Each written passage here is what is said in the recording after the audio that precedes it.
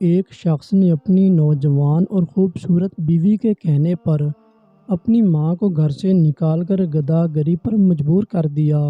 بوڑھی ماں بیچاری ایسے قسم پرسی کے حالات میں 2 دن میں ہی مر گئی۔ وقت کے بادشاہ نے خواب دیکھا اور خواب میں ایک بزرگ نے بادشاہ سے اسی آدمی کی طرف اشارہ کرتے ہوئے کہا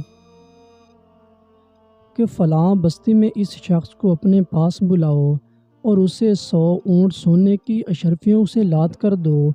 بادشاہ غور کرنے والوں میں سے تھا۔ اسے پتہ چل گیا تھا کہ اس کا خواب عام خواب نہیں ہے اور کسی بات کی طرف اشارہ ہے۔ چنانچہ اس نے اپنے دانا وزیر کو اپنا خواب بیان کیا۔ وزیر نے بادشاہ سے کہا، بادشاہ سلامت، اگر اس بستی میں وہ آدمی رہتا ہے جو آپ کو خواب میں بتایا گیا ہے تو آپ کے خواب میں ضرور کوئی حکمت چھپی ہے۔ بادشاہ نے وزیر کی بات سن کر اپنے ساتھ سپاہیوں کا دستہ لیا اور بزرگ کی بتائی ہوئی بستی میں خود جا پہنچا اور بستی کے باہر درخت کے نیچے بیٹھے ایک بوڑھے بارش سے اس شخص کے بارے میں دریافت کیا۔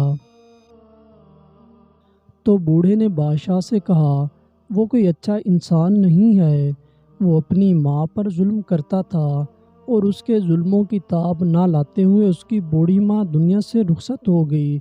جائیں، بستی میں پہلا مکان اسی کا ہے۔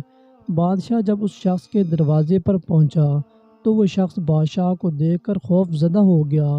اسے لگا کہ بادشاہ اب اسے اس کے اعمالوں کی سزا دے گا۔ مگر بادشاہ اسے اپنے ساتھ محل لے کر آیا اور اسے 100 اونٹ سونے کی اشرفیوں سے لاد کر انعام کے طور پر دیے، جنہیں پا کر ظالم کی تو لاٹری لگ گئی۔ وہ بادشاہ کا شکر ادا کرتے ہوئے دولت کے نشے میں چور اپنی بستی واپس آ گیا اور عیش و عشرت کی زندگی گزارنی شروع کر دی۔ ادھر بادشاہ اور اس کے دانا وزیر نے اس شخص پر مکمل نظر رکھی ہوئی تھی اور وہ خواب کی حقیقت جاننا چاہتے تھے۔ مگر کئی سال گزر گئے، اس شخص کے حالات میں کوئی تبدیلی نہ آئی۔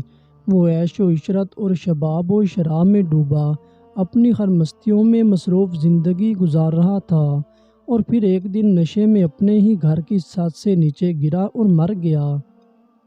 بادشاہ کو جب اس کے مرنے کی خبر ملی تو وہ واپس اس شخص کی بستی میں گیا اور پھر بستی کے باہر درخت کے نیچے اسی بوڑھے بارش سے ملا جس نے اسے اس شخص کا پتہ بتایا تھا۔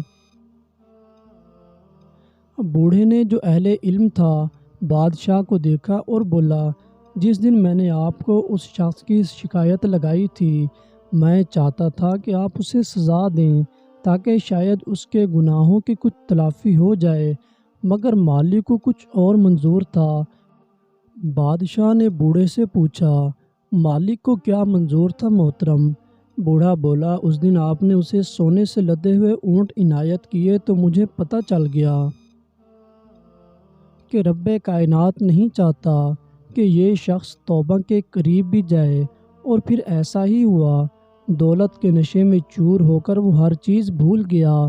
آسائشوں نے اسے نہ تو اس کے خالق کو یاد کرنے دیا اور نہ ہی کبھی اسے اپنے کیے ہوئے کاموں پر ندامت ہوئی، اور اسی عیش و عشرت میں اس نے کبھی توبہ نہیں کی اور ہلاک ہو گیا۔